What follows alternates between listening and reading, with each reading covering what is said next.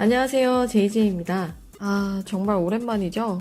제가 이번에 가지고 온 키보드는 바로 더키 제로 3087이라는 키보드인데요. 며칠 전에 펑키스에서 특가를 했습니다. 200명 공동구매가 달성될 시에 59,000원이라는 가격에 택배비는 별도로 해서 구입할 수 있었던 기회가 있었는데요. 그래서 제가 구입을 했습니다. 바로 언박싱 해볼게요.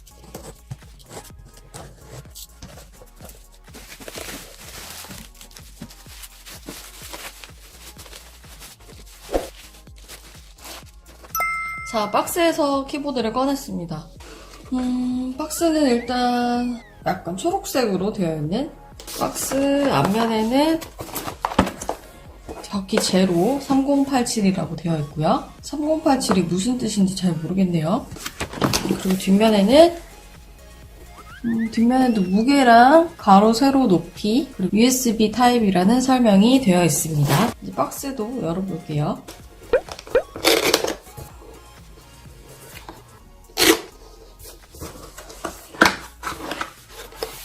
저는 핑크 적축으로 구입을 했어요. 일단은 키보드 커버가 보이고요. 네, 구성품은 이렇습니다. 유저 매뉴얼이 있네요. 키보드에 대한 설명, 멀티미디어 기능키와 LED 모드 기능키 보고 참고하시면 될 것 같아요. 그리고 키보드에 맞춰서 포인트 키캡을, 그리고 앙증맞은 키캡 풀러, 리무버가 있습니다. 역시 더키 제품에는 더키 로고가 상당히 많이 들어가 있어요. 리무버에도 항상 들어가 있는 편이고, 이따가 보시면 아시겠지만 스페이스바에도 표시가 되어 있고 더스트 커버에도 더키 표시가 되어 있습니다. 이 쿨러는 되게 앙증맞아서 귀엽네요.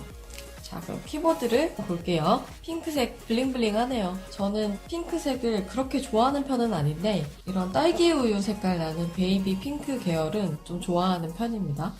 제 키보드는 적축이기 때문에 키캡을 뽑아보면 빨갛게 스위치가 확인이 되죠. 키보드의 종류는 블랙 색상과 화이트, 그리고 핑크가 있고요. 보시다시피 저는 핑크색으로 구입을 했습니다.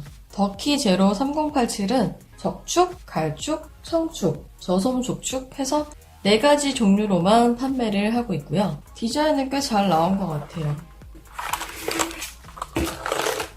가격적인 측면으로 생각을 했을 때에도 더키 제품군들은 대부분 괜찮게 나오기 때문에 59,000원이라는 가격을 생각을 해보면 정말 득템했다고 볼 수 있겠죠. 예뻐요. 그냥 예뻐요. 선물용으로도 굉장히 괜찮을 것 같아요. 키캡은 85% 함량이 된 PBT 재질로 되어 있고요. 거칠기는 좀 많이 거칠거칠한 편이에요. 소리가 들리시려나? 각인은 측면에 되어 있고요. 위에서 보면 무각처럼 보이고 사용자 입장에서 봤을 때에는 각인이 충분히 보여서 구입을 고려하시는 분들께서 측면에 있어서 글씨가 잘 안 보이는 건 아니냐라는 걱정은 안 하셔도 될 것 같아요. 키캡에는 영문과 한글이 레이저로 각인이 되어 있는데요. 영문은 핑크색으로 되어 있고 한글은 화이트로 각인이 되어 있습니다.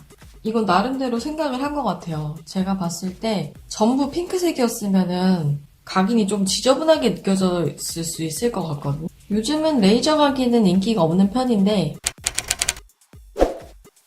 그리고 케이블이 C타입으로 되어 있어요. 확실히 요즘 키보드들의 단자가 미니 5핀에서 C타입으로 많이 바뀌어가는 추세인 것 같아요.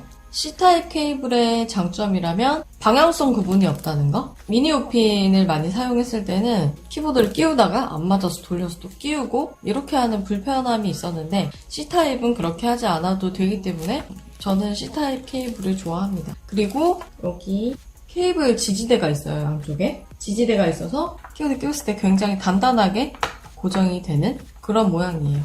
신경을 많이 썼네요. 뒷면에는 대부분의 키보드에 있는 3방향 케이블 가이드가 있고요. 다리도 2단으로 되어 있는데요. 사실은 이게 2단이 아니라 3단입니다. 이 부분도 자체 경사가 되도록 구성을 한 것 같아요. 그래서 1단, 2단, 3단으로 사용을 하실 수가 있습니다. 다만 다리가 조금 까딱까딱하는 부분이 있네요.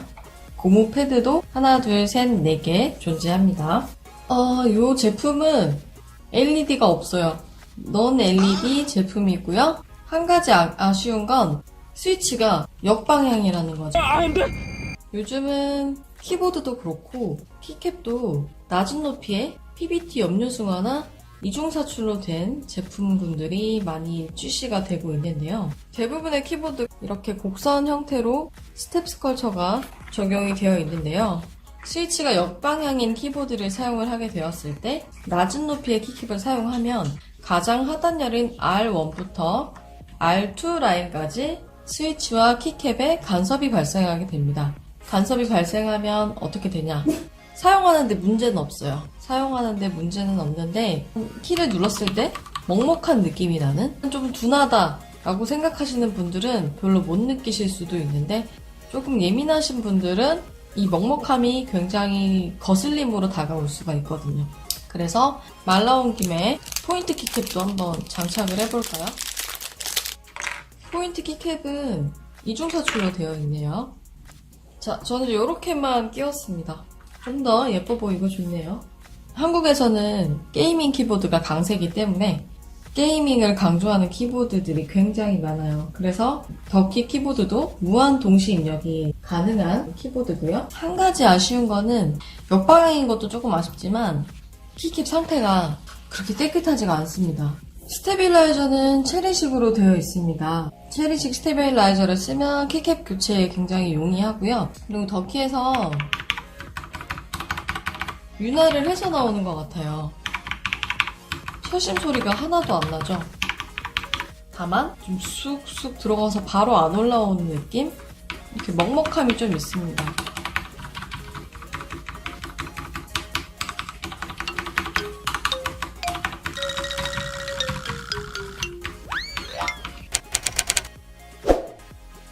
그리고 놓치고 갈 뻔했는데 덕키 제로 3087에는 매크로 기능이 있습니다. 저는 매크로 기능을 잘 사용하진 않는데요. 매크로 기능이 필요하다, 나는 자주 쓴다 라고 하시는 분들께는 굉장히 유용하게 사용이 될 것 같아서 한번 소개를 해드리도록 할게요. 우선 펑션키 좌측 윈도우를 눌러서 게이밍 모드로 진입을 합니다. 그렇게 되면 이렇게 우측 상단 인디케이터에 불이 들어오게 되는데요. 이 상태에서 펑션키 ESC 키를 누르면 불이 깜빡이면서 녹화가 시작이 됩니다. 그리고 내가 할당하고 싶은 키, 저는 Q로 할게요. 펑션키 Q를 누른 후에 입력하고 싶은 말, 안녕하세요, 저는 JJ입니다. 그리고 펑션키 Q를 한 번 더 누른 후에 마지막으로 펑션키 ESC를 한 번 더 눌러서 녹화를 종료하게 됩니다. 이렇게 하면 끝이 나는데요. 화면에 보시다시피 매크로 녹화를 할 때 아무것도 보이지가 않아요. 내가 오타를 쳤는지, 제대로 녹화가 됐는지. 그래서 저는 이것저것 누르다가 처음에는 매크로 제대로 하지도 못하고 이상한 게 자꾸 입력이 되고 마구 입력이 되길래 키보드가 고장인 줄 알았는데 일단 이 상태로 녹화가 된 거고요. 게이밍 모드가 꺼지지 않는 상태에서 제가 입력한 Q를 눌러주면 이렇게 매크로가 보여지게 됩니다. 네, 저는 JJ죠. 이렇게 매크로를 사용을 하시면 되고요. 그리고 게이밍 모드를 빠져나오려면 펑션키 윈도우 키를 다시 좌측 윈도우 키를 다시 누르면 게이밍 모드에서 나와지게 되고 Q를 눌러도 매크로 키가 적용이 되지 않습니다. 그리고 이 매크로 키를 모두 초기화하고 싶을 때는 좌측, 우측 양쪽의 윈도우 키를 동시에 3초 이상 눌러주면 인디케이터 불빛이 깜빡이면서 초기화가 되게 되고요. 이 모든 설정 상태가 초기화가 됩니다. 이렇게 사용을 하시면 될 것 같아요. 자, 이렇게 키보드에 대한 설명은 끝이 나고요. 타건 영상 보러 가실게요.